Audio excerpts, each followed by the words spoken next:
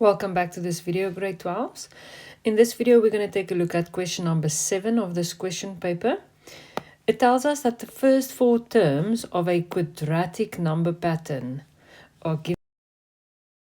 The fourth term is 58, and then we need to determine the values of x and y. The moment we have to solve 2 variables in one question, then it most likely means that we need to do simultaneous solving of equations. So that means we need 2 equations. If we look at the number pattern, we can see that this is the first term, second term, third term, and the fourth term. So we have one equation already. They told us that the fourth term is equal to 58. So then we can have x plus y, the 7 can subtract on the other side, and we've got our first equation. The second equation we now have to figure out. So the main thing about quadratic number patterns that we should know is that the second differences are equal or constant. So that is where you will find the second equation. Let's figure that out. So we've got 4, 7, x plus 7, and now you can decide what you want to use. I'm going to use the original term x plus y plus 7, just to show that it would have worked out as well. Okay, so the first differences we get from saying t2 minus t1. So that gives us 3. Then we work with t3 minus t2. So I'm just going to solve that so these cancel out and it just leaves me with an x. And then we've got term 4. So we've got term 4 minus term 3. And you got to make sure that you subtract this in brackets because we've got 2 terms that are subtracting. So if the negative multiplies in, we've got x minus x. And again, if the negative multiplies in, we've got 7 minus 7. And that leaves us only with a y. And then the second differences, we do the same, but it's just the difference between the first differences. So we've got x minus 3. And then we've got y minus x. And we know that the second differences must be equal. So there is our second equation. I'm just going to write them out over here. And then we've got our second equation, x plus y equals 51. And from here on, we can do simultaneous solving of equations. The substitution method is probably the best one to try. So I'm going to make y the subject of the equation. That means that negative x or minus x goes over and it adds. So this becomes 2x minus 3. And now I am going to sub this value of y into my second equation wherever I see a y. So I'm just going to sub in brackets. Then I'm going to get rid of the brackets. Then I'm going to keep all the x's on the one side, take the constant or the whole numbers to the other side, and then we can get x alone. And if we do that on the calculator, x will be 18. And now you just have to remember that you still have to solve for y. So I'm just going to take this value of x and I'm going to sub it back into this first equation that I've simplified a little bit. It really doesn't matter in which one you want to substitute it into. You will still get to the same answer. So y equals 2 times the value of x minus 3. And once we do that on the calculator, we get y equals 33. Okay, now when we move on to the next part of this question, it says determine the sum correct to 2 decimal places. And then it very clearly states show all of your calculations.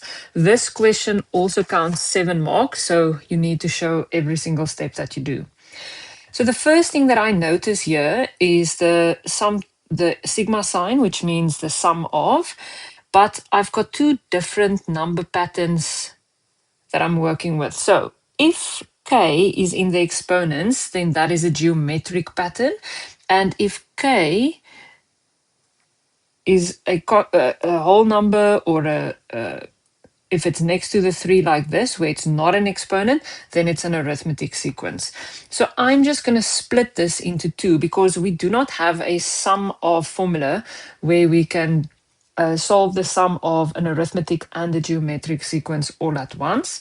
So for the first one, I'm going to use the geometric sequence, and then separately, just below it, I will, work out the sum for the arithmetic sequence. So for the sum of formula, we need a few things. We need the a value, the r value, and the n value. So for the a value, we need term 1. For term 1, we have to start by subbing 0 into k. So that just leaves us with 1. And then for the r value, we also need term 2. So I'm just going to sub in the next value, and that leaves us with -3. That means we can calculate r. For geometric, it's t2 over t1. And if we sub in these values, we get -3. The n value, when we have the sigma sign, is the top number of sigma minus the bottom number next to k, and then plus 1. So that means we actually have 51 terms that we need to calculate the sum of. And now we're just going to go through the same process for the arithmetic sequence. So we also need a, n, and d, the constant difference. So for a, we need term 1. So we're going to start by subbing 0 for term 1. That leaves us with 0. And then for the constant difference, we also need term 2. So I'm just going to sub in the next number, and that leaves me with 3. So for d, the constant difference, it is now t2 minus t1. And if we sub in those values, it's 3 minus 0, and then we get 3 as the constant difference.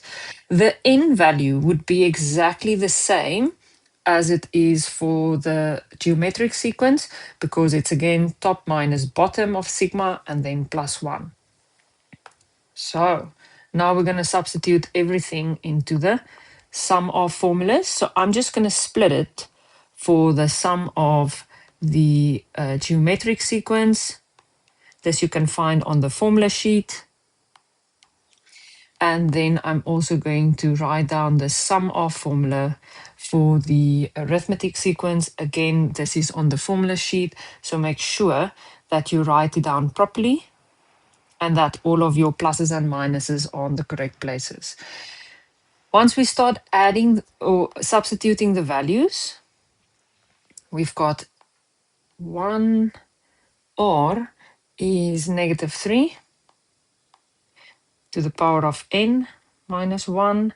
And then at the bottom, again, we've got r minus 1. Sorry, there shouldn't be a 51 over there. It's just r, not r to the power of n. And then we can substitute our values into the sum of formula for our arithmetic sequence.